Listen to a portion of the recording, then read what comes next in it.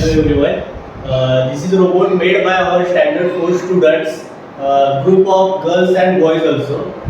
These robots made by using the electronics components, various electronics components like Arduino, Bluetooth device, Bluetooth module, camera is also there, sensors and the speakers.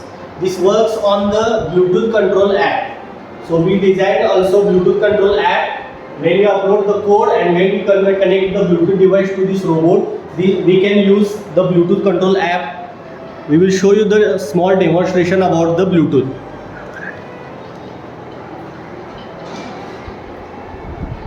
ज्या वेळेला आपण हा Bluetooth द्वारे आपला हा robot connect करतो त्यावेळेला हे ब्लूटूथ कंट्रोल ॲप असतं. त्याच्यामध्ये हे व्हॅरियस कीज आहेत जे फॉरवर्ड बॅकवर्ड लेफ्ट राईट डायरेक्शनला मूव्ह होतं. मी तुम्हाला एक छोटासा त्यामध्ये डेमो दाखवतो.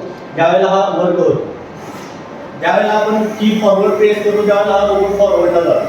जसे left side right side movement त्याचं स्पीड कंट्रोल सुद्धा आपण करू शकतो. हा रोबोट AI रोबोट असल्यामुळं हा AI आपण ज्याला काही क्वेश्चनिंग करणार तो टोटली आपल्याला त्याचे आन्सरिंग सुद्धा देतो. हा AI रोबोट असल्यामुळं आपण याला जे काही क्वेश्चन विचारेल तो आपल्याला आन्सर देतो कोणत्याही लँग्वेजमधून. जर आपण त्याला मराठीमधून काही क्वेश्चन विचारलं तर तो आपल्याला मराठीमधून आन्सर देईल. त्याचा एक छानसा डेमो तुम्हाला आता दाखवतो. हॅलो, आपल्या भारताचे पंतप्रधान कोण आहे? भारताचे पंतप्रधान नरेंद्र मोदी आहेत. ते 2014 पासून या पदावर कार्यरत आहेत. तुम्हाला यांच्याविषयी आणखीन काही जाणून घ्यायचं आहे? Thank you. Saint Xavier school Kolhapur याविषयी तुम्ही आम्हाला आणखी काही माहिती द्यावी. सेंट झेवियर्स हायस्कूल कोल्हापूर ही एक खाजगी कॅथलिक शाळा आहे जी 1957 मध्ये स्थापन झाली. ही शाळा इंग्लिश मीडियम असून महाराष्ट्र स्टेट बोर्डाशी संलग्न आहे. इथे KG पासून 10वी पर्यंतचे शिक्षण दिले जाते. शाळेमध्ये मोठे मैदानं, कॉम्प्युटर लॅब, लायब्ररी यांसारख्या सुविधा उपलब्ध आहेत. तुम्हाला शाळेबद्दल आणखी काही जाणून घ्यायचं आहे? थँक्यू. ठीक आहे. तुम्हाला या शाळेविषयी अजून काही माहिती जाणून घ्यायची आहे? आज स्कूलमध्ये आपल्याला दीक्षांत समारोह आयोजित केलेला होता. त्या संदर्भात नुकताच दीक्षांत समारोह पार पडलेला आहे. त्या संदर्भात सर्वांचे थँक्यू, धन्यवाद. याबद्दल तुम्ही काहीतरी सांगू शकता का?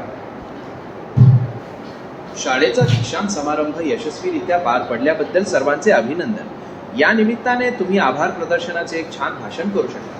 त्यात प्रमुख पाहुणे, शिक्षक, पालक आणि विशेषतः विद्यार्थ्यांचे आभार मानू शकता. तर असा हा छानसा रोबोट जो आपण वेगवेगळ्या ठिकाणी यूज करू शकतो. आत्ताच आपण छानसा डेमो त्याचं आपण पाहिलेला आहे. हा AI रोबोट असल्यामुळं आपण जे काही क्वेश्चनिंग करेल मी आधीच तुम्हाला सांगितलं ते आन्सरिंग सुद्धा आपल्याला तो देतो. मुलांची क्रिएटिव्हिटी यामध्ये खूप छान पद्धतीने वापरलेली आहे. स्वतः 4th स्टँडर्डच्या विद्यार्थ्यांनीच हे फ्लेक्स असतील, कंपोनंटचे सोल्डरिंग्स असतील हे त्यांनी स्वतः केलेले आहे.